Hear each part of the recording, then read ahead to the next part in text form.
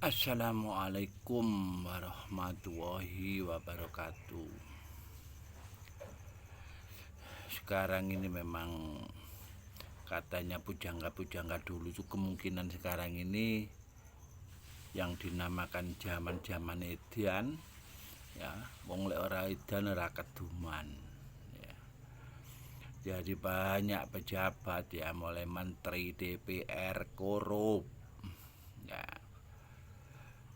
Jadi zaman ini ya banyak pejabat menjadi agen judi, jual narkoba, menjadi pengedar, pemakai. Ya zaman ini banyak orang nggak bermasalah, tiba-tiba kena kasus, rumahnya digusur atau tanahnya dikuasai oleh pengusaha dan lain sebagainya. Ya di zaman ini di tempat-tempat ramai yang mestinya itu menjadi tempat kita bersenang-senang ya, di situ juga banyak masalah ya. Nah, seperti pentas seni tiba-tiba kena sapu badai ya. Terus kejadian yang paling tragis itu kejadian yang masih ingat, yang masih segar di ingatan kita, yaitu masalah Kanjuruan ya. Mulai balita sampai orang-orang dewasa meninggal di situ ya. Kalau kita berbahas tentang Sambo ya, misalkan KM50 yang korupsi judi online segala macam, aduh. Jadi artinya begini lur, memang memperbaiki negeri ini ya, ini memang butuh biaya yang mahal, juga ekstra keras ya, juga harus punya ide-ide cerdas ya. Nah, sehingga kita bisa melewati masa-masa seperti yang sekarang ini. Makanya saya punya satu usulan ya, semoga Bapak pemimpin yang akan datang ya, jadi betul-betul memperbaiki SDM-nya dulu ya, memperbaiki manusianya dulu, agar kita ciptakan manusia yang punya SDM ya, punya kemampuan ya, punya akhlak ya, punya budi pekerti ya, punya ilmu dan sebagainya. Jadi komplit. Yang paling penting itu berbekal akhlak. Itu menjadi kata kunci untuk memperbaiki negeri ini. Di saat kita hanya cerdas, hanya pintar, tidak berakhlak, pasti ada masalah ya. Beda di saat orang itu punya akhlak ya, kalaupun nggak terlalu cerdas, tapi dia bermodalkan jujur ya, jadi bermodalkan tegas ya, bermodalkan disiplin ya, dan berakhlak mulia, insya Allah pemikiran-pemikiran akan dilahirkan yang sangat solutif untuk memperbaiki negeri ini. Makanya dari salah satu usulan saya pingin ke depan ini pemerintah ada keseriusan mencerdaskan satu RT ya, satu pemuda ya, atau satu RT satu ya, satu warga masyarakat lah, ada keterwakilan di tingkat RT, itu betul-betul dicerdaskan. Nah, bagaimana minimal setiap RT itu ada yang punya kemampuan ya, ada agen ya, agen of change ya, ada pusat infobis, ada pusat rujukan info ya. Sehingga dengan adanya satu RT ya, satu pemuda tadi, pembekalannya itu jadi mulai ulama ya memberikan pembekalan, ya mungkin TNI memberikan wawasan kebangsaan, mungkin Polri berbahas tentang bagaimana ketertiban, ya mungkin dari pengusaha akan memberikan bagaimana kita harus punya jiwa entrepreneur segala macam, sehingga kita akan melahirkan satu artis satu pemuda tadi menjadi punya style, ya punya style yang berkepribadian Indonesia banget, ya pastinya ini butuh konsentrasi, ya juga mungkin butuh biaya yang cukup mahal, ya. Tapi di saat ada satu RT satu pemuda yang dicerdaskan, ya, insya Allah masalah bangsa ini akan tersolusikan, ya. Insya Allah pemimpin ke depan yang betul-betul mencerdaskan satu RT satu pemuda tadi, ya, akan diamanai yang namanya dana revolusi, dana terpendam, yang dana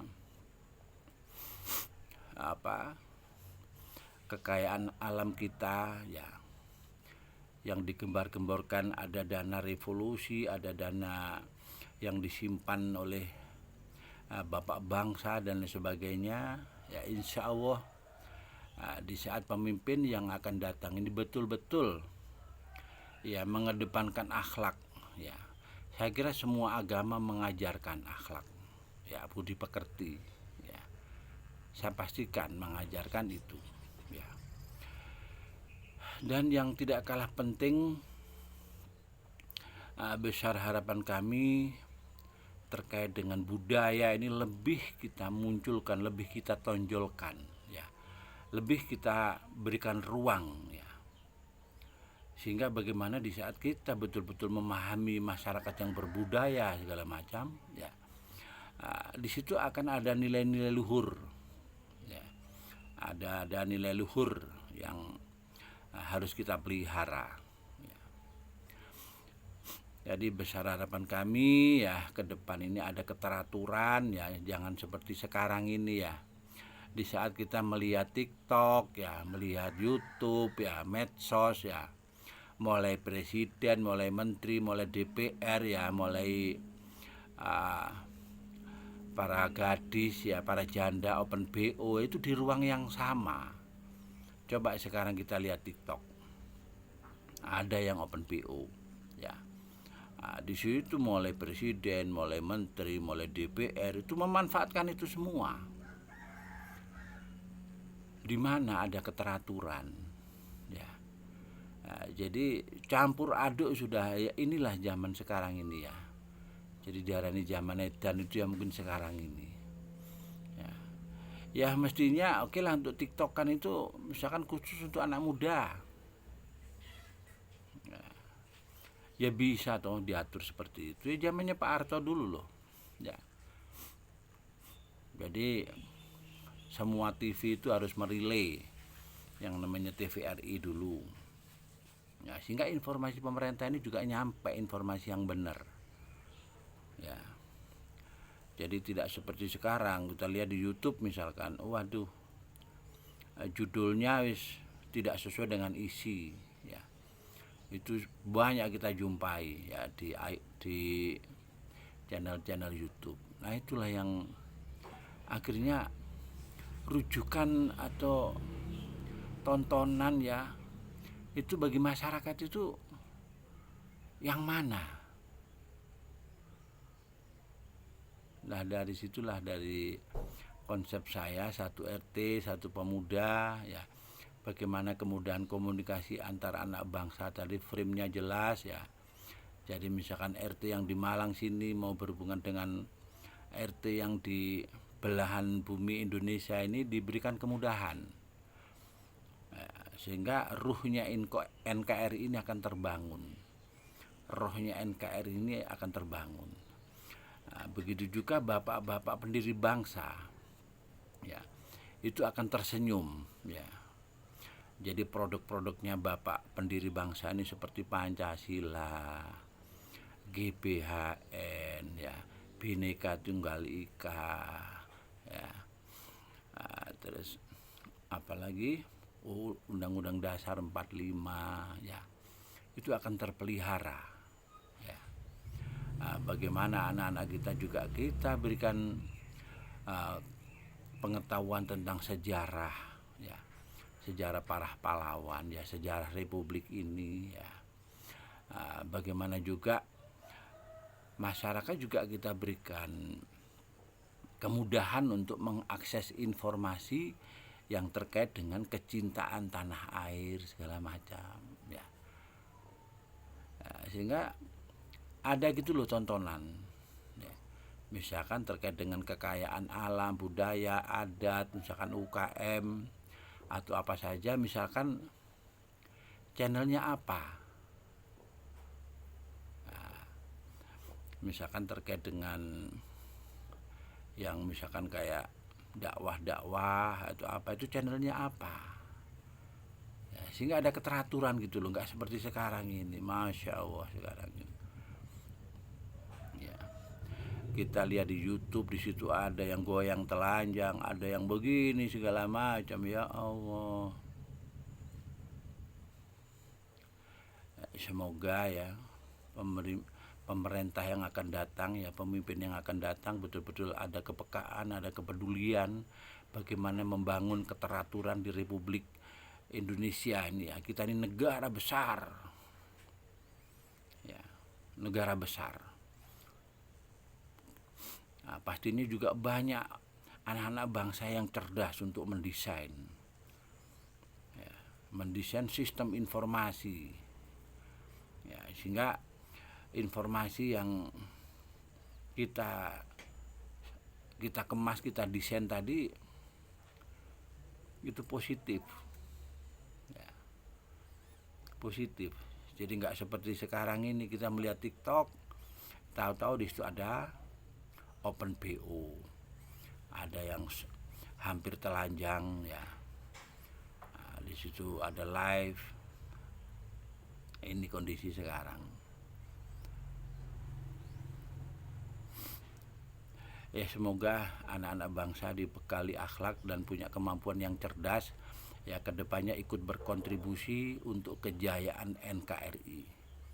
Ya, kita masih punya waktu yang panjang, ya. Memang ini perjalanan sejarah Indonesia. Semoga pemimpin yang akan datang betul-betul bisa mengemban amanah dan akan diamanai mengelola dana revolusi, dana yang tertimbun, dana yang tersimpan, ya, di bumi pertiwi ini, ya. Jadi potensi alam, potensi airnya, ya, potensi di bawah laut, potensi di bawah, di bawah gunung atau segala macam itu sangat luar biasa. Itu dana-dana revolusi yang terpendam. Semoga pemimpin yang akan datang ini betul-betul mendapat amanah untuk mengelola dana-dana yang terpendam, ya, sehingga ada kejayaan kemakmuran. Ya, mungkin itu keprihatinan kami. Semoga pemerintah yang akan datang memang harus memberikan kos yang besar untuk memperbaiki Republik ini, utamanya menyiapkan pemuda-pemuda yang tangguh, pemuda-pemuda yang cerdas. 1 RT aja, diawali 1 RT dicerdaskan. Nanti setiap 3 tahun pemuda itu berganti, setiap 3 tahun berganti, ya. Mungkin itu yang bisa kami sampaikan. Akhir kata, wassalamualaikum warahmatullahi wabarakatuh.